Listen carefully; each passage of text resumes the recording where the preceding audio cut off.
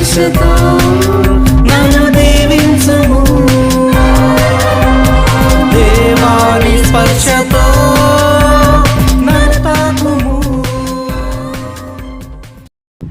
క్రీస్తు నాదుని యందు ప్రియ సహోదరి సహోదరులారా, ఈరోజు 2 పట్టణాలు కూడా మనకు నేర్పిస్తున్న సందేశం ఏమిటంటే, మనము ఎల్లవేళలో దేవుణ్ణి ఆధారపడి జీవించాలి.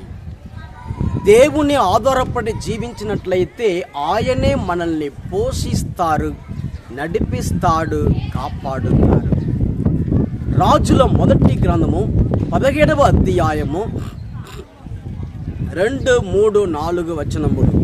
ప్రభువు వాణ్ణి ఏలియాతో, నీవు ఇచ్చటి నుండి వెళ్ళి తూర్పు దిక్కుగా పోయి యోర్దానునకు తూర్పున నున్న కెరీతు వాగు వద్ద దాగుకొనుము. నీవు ఆ వాగులో నీళ్లు త్రాగుము. నా ఆజ్ఞ ప్రకారముగా కాకులు నీకు భోజనము కొని వచ్చును అని చెప్పాను.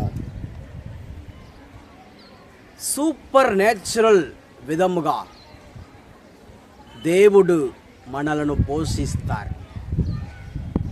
అసాధారణమైన రీతిలో దేవుడు మనల్ని కాపాడుతారు. మనము దేవుణ్ణి ఆధారపడి జీవించినట్లయితే అదే ఇక్కడ జరుగుతుంది. ఏలియాకి కాకులు భోజనం తీసుకువచ్చి ఏలియాకి ఇవ్వటం జరుగుతుంది.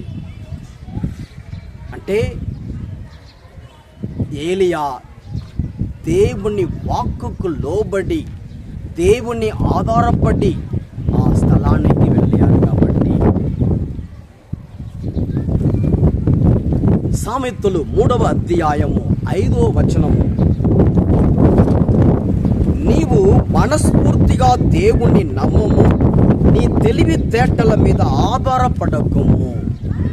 ఎల్లవేళలో దేవుణ్ణి ఆధారపడండి. మన సొంత తలంపులు, మన సొంత జ్ఞానము, తెలివితేట దీనిని ఆధారపడకూడదు, కానీ దేవుణ్ణే ఆధారపడాలి. నిర్గమకాండము 1వ అధ్యాయములో అక్కడ దేవుడు సిప్రా, పూవా వారిద్దరిని ఆశీర్వదిస్తున్నారు.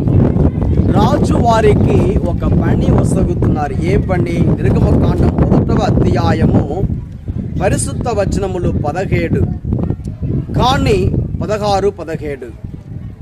అతడు వారితో, మీరు హెబ్రేయ స్త్రీలకు కాన్పు చేయున్నప్పుడు వారికి ఏ బిడ్డ పుట్టునో కన్ను వేసి ఉండు.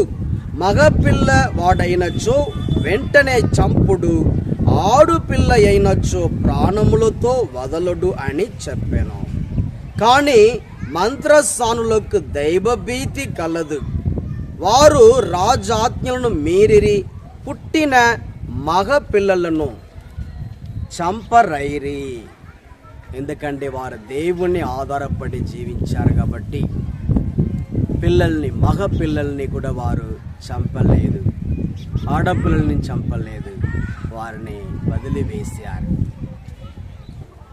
ఈ విషయాన్ని దేవుని గమనించి వచనం 21, మంత్రసానులు దేవునికి భయపడిన వారగుటచే ఆయన వారి వంశములను కూడా నిలిపెను. దేవుడు వారి వంశములను ఆశీర్వదించారు, కాపాడారు. కాబట్టి దేవుని ఆధారపడి జీవించే వారు ఎట్లా ఉంటారని యేసు ప్రభువు ఈరోజు సువిశేష పట్టణంలో మనకు తెలియజేస్తూ ఉన్నారు. వారి యొక్క మనస్తత్వం ఎలా ఉంటుంది, వారు ఏ విధంగా జీవిస్తారు అనే విషయాన్ని మనకి యేసయ్య ఇక్కడ తెలియజేస్తున్నారు. వారు మత్తయి సువార్త 5:3 నుంచి దీనాత్ములుగా ఉంటారు, శోకార్తులుగా ఉంటారు, వినమ్రులు గలవారుగా ఉంటారు, నీతి నిమిత్తము ఆకలి దప్పులు గలవారుగా ఉంటారు, దయామయులు గలవారుగా ఉంటారు, నిర్మల హృదయము గలవారుగా ఉంటారు, శాంతి స్థాపకులుగా ఉంటారు, ధర్మార్థము హింసితులు, ధన్యులు, దైవరాజ్యము వారిది. కాబట్టి ఇలాంటి మనస్తత్వమును పొంది ఉంటారండి. నా జీవితంలో కూడా నేను 2018లో తమిళనాడులో కుళిత్తురై అనేటువంటి మేత్రాసనంలో పని చేశాను 2016 నుంచి 2017 వరకు.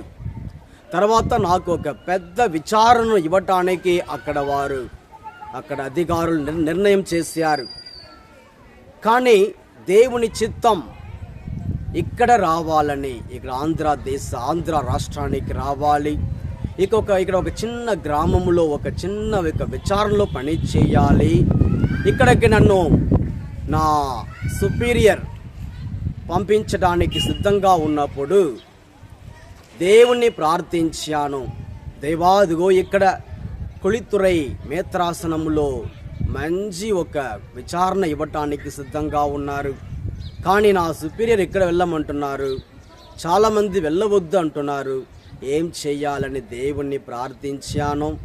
దేవుడు అన్నారు ఇక్కడికి వెళ్ళాలని, ఆంధ్ర రాష్ట్రానికి కర్నూలు మేత్రాసనానికి ఒక చిన్న విచారణలో పని చేయాలని దేవుడు చెప్పాడు. ఆయన మాట ప్రకారంగా వచ్చాను. దేవుడు నన్ను పోషిస్తూ ఉన్నారు, కాపాడుతూ ఉన్నారు, నడిపిస్తూ ఉన్నారు. ఏలియాని పోషించిన దేవుడు నన్ను కూడా పోషిస్తూ ఉన్నారు, నన్ను కూడా ఆశీర్వదిస్తూ ఉన్నారు, ఇంకా ఆశీర్వదిస్తూ ఉండబోతున్నారు. దేవునికే మహిమ కలుగునగాక. ప్రార్థించుకుందాం. స్తోత్రం స్తోత్రం స్తోత్రం దేవా, ఈ చక్కటి సందేశాన్ని బట్టి వందనాలు ప్రభువా. యేసయ్యా మీరు గొప్ప దేవుడు. యెహోవా రాఫా, ఎల్రోయి, ఎల్షడాయ్, ఎబినెజరే, Jehovah Mekaddesh, Jehovah Nissi. Thank you Jesus. వందనాలు. ప్రతి ఒక్కరిని ఆశీర్వదించండి. అందరికి మంచి ఆరోగ్యం, శాంతి, సమాధానం దయచేయండి. ఆశీర్వదించి కాపాడండి. యేసు పరిశుద్ధ నామములో అడిగి వేడుకొనుచున్నాము పరలోకపు తండ్రి. Amen. Amen. Praise the Lord. God bless all of you. Amen.